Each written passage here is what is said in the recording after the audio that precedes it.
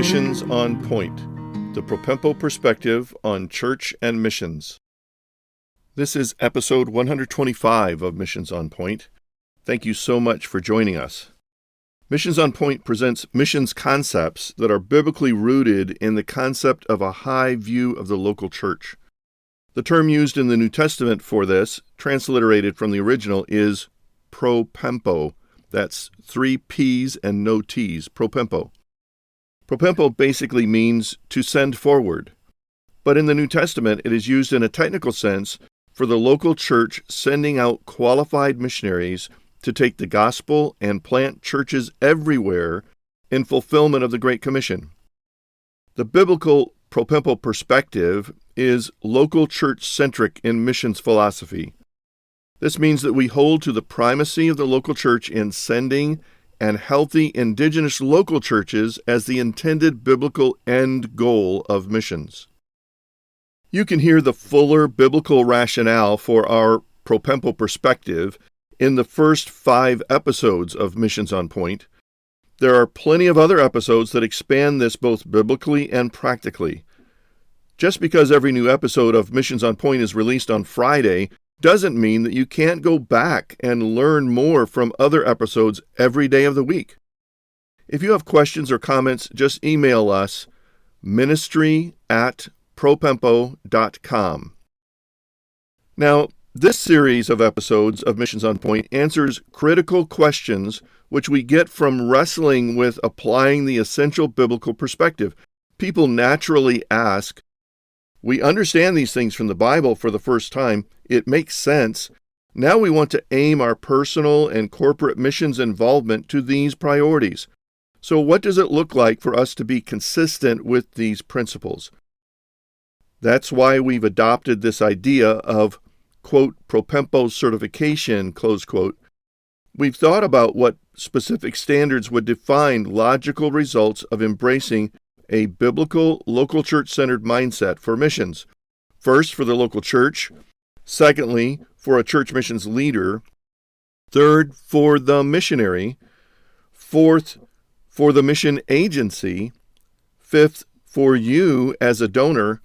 And lastly, for a missionary training institution. Today, we're talking about the person or group that supports missions financially, the donor. That's you and me. All of us as believers can participate in the Great Commission by praying, giving, and sharing the gospel. All of us are donors in some form. Every genuine believer should be a member who is consistently serving and supporting their local church. That's a biblical exhortation and model that applies to all of us. Every church member should aspire to be a world Christian. What we mean by that is that the Great Commission in Matthew 28, the Great Commandment in Matthew 22, and the call to conform to God's purposes in Romans 12 compel us to shape our character and stewardship of time, talent, and treasure in alignment with the gospel and God's glory to all nations. In short, every believer has a part to play in fulfilling the Great Commission. As donors, we all give something to missions, even if it's just giving through our local church. We trust those who lead missions to sort out the priorities of the who, what, where, why, and when of our church's corporate involvement in missions.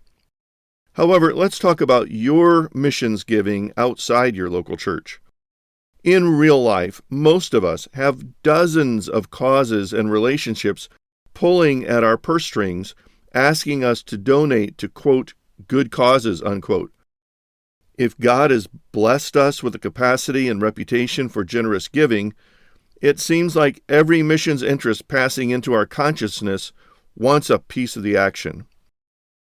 It is emotionally stressful to wrestle with stewardship questions.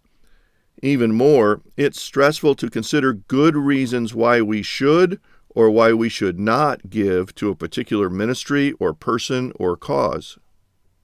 The big overarching principle for us as donors is wise, informed discernment. This means that an effective donor is going to ask probing questions and build bridges of trust and accountability to assure that God's funds are being used consistently for His purposes. Here are some essentials for Propempo certification for you and me as a donor. Number 1, the donor has a relationship with the supported ministry, including reasonable communication and accountability. Sometimes this relationship might actually be family or extended family, so you might feel obligated to give. This doesn't require you to give. You still have to ask some questions. Then sometimes the relationship might come through other normal channels in your life. Someone in some ministry connected through your church or your church affiliation. Someone or some ministry connected to you through your work or family life. Or someone or some ministry referred to you through a trusted source. You want a relationship having fewer degrees of separation. The relationship is important.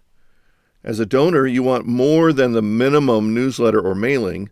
You want to feel like an insider to the ministry concerns you are supporting. You want and should expect reasonable communication and accountability. If that doesn't happen, you might reconsider your partnership. I don't know about you, but I get inquiries through phone, email, and even from people who may be doing good work in gospel-needy countries around the world, all asking for assistance or partnership, meaning money. The answer, if I reply at all, is simple. No relationship, no funding.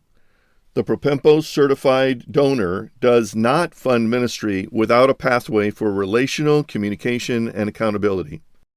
Number 2, the donor seeks to discover the ministry's relationship with the local church on both ends of the spectrum. Does the petitioner have a relationship with a healthy local church on this side of the water? Who is their sending church? How does their ministry directly help or resource the planting and development of local churches on the other side of the water? Does the intended result of their ministry build up the local church? Or does their ministry operate without any connection to the local church on either end of the missions ministry spectrum? I know a number of large international organizations that intentionally avoid meaningful relationships with the local churches. Their modus operandi is organizational growth and self-perpetuating staff. The answer for Propempo certification for the donor is simple. No local church relationship and goals, no support.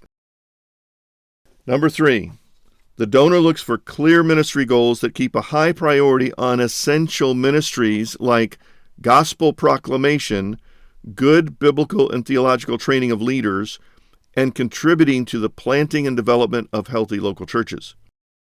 For many traditional missionary ministries, this is not a problem. Still, you need to ask the questions, what is the final goal or purpose of this ministry? In what ways is it connected to the biblical essentials or not? How does this part contribute to the whole? This concern cuts right through the popular trend of throwing support, that is, funds, at all kinds of humanitarian, human rights, community development, and disaster relief ministries. If those works are not consciously engaging spiritual and biblical ends, they are essentially no different than secular means of doing those same things. To be Propempo certified as a donor, you need to focus giving on ministries that have clear ministry goals focused on the biblical priorities of evangelism, discipleship, and leadership training, all for the planting and developing of indigenous local churches. No connection to priority ministry, no donation. Number 4, the donor seeks to support ministries that have an impact on the completion of the Great Commission. If you understand Propempo principles correctly, you'll know that the Great Commission is not just evangelism or discipleship. It includes those things, but specifically as a part of the process aimed at establishing healthy local churches. But it is also being strategic about choosing to reach the unreached. That's the all nations part of the Great Commission. That is, those with little to no access to the gospel apart from someone bringing it to them from outside their group. So, we need to ask questions about the target population and their unreached status. What ministries are available or accessible to them? Do they have the New Testament in their language? What other gospel or sound Christian resources do they have in their vernacular language? Are your missionary or mission friends targeting an unreached people group, UPG, or an unreached language group? Are there any others trying to reach that target population? There are lots of ministries that may be links in the chain of reaching the unreached. Your responsibility as a discerning donor is to discover the connections. If the ministry in question has no thought of strategically connecting with pioneering ministry to the unreached, there still might be some compelling reason to support them, but it doesn't hurt to ask.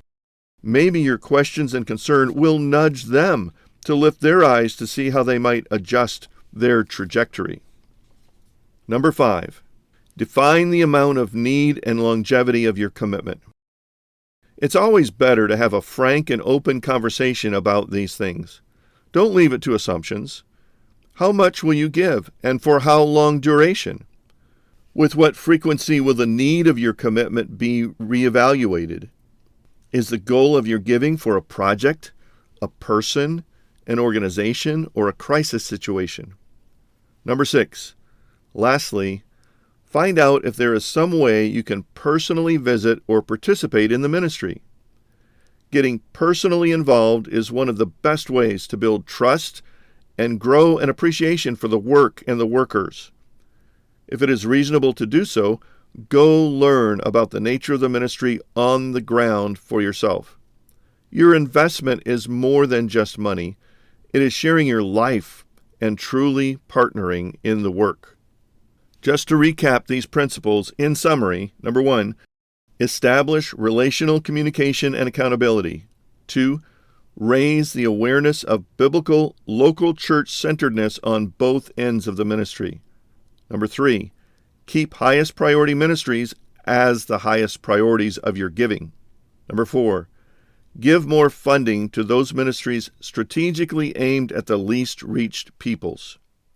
Number 5, determine the cycle of amount, duration, and reevaluation of your giving. Number 6, discover ways of getting personally involved beyond the dollars. These are tough issues to even talk about as a donor, but if you really want to be wise and you really want to be God-glorifying in your giving, you should think through these issues and seek to become Propempo certified as a donor. I've got tons of stories, and some of them horror stories, about giving that is ill-managed or ill-targeted, or somehow the donor ends up feeling kind of duped. You don't want to feel that way. You want to do your homework and do the spade work it takes to answer these kinds of questions so that in the end, not only will you be satisfied as a personal donor, but you will be satisfied that you are a part of accomplishing God's intended purposes for missions ministry on this earth. Please, please don't be duped by arguments about leveraged giving. Don't be fooled by people saying that you get more bang for the buck in this way or that way without all of those other questions being answered properly. Again, I want to encourage you to go back and listen to all the episodes of this particular series about Propempo certification for the church missions leader, for the missionary, for the missions agency, for you as a donor, and for the missionary training institution coming up next week. And if this piques your curiosity, I would encourage you to go back into the episode list on your podcast app and look at some of the other episodes. We cover some very practical things for you and your church in missions. Finally, I'd encourage you to prayerfully consider your role as a donor and reevaluate where you are. You may need to make some changes, or maybe you're on track and can rejoice in God's generosity and goodness to you as you share it with missions ministries. Thanks for joining us today on Missions on Point, the Propempo perspective on church and missions. I trust that you'll find more help and resources on the website propempo.com. Please prayerfully consider supporting this ministry. Now to God be glory in the church and in Christ Jesus forever and ever. Amen.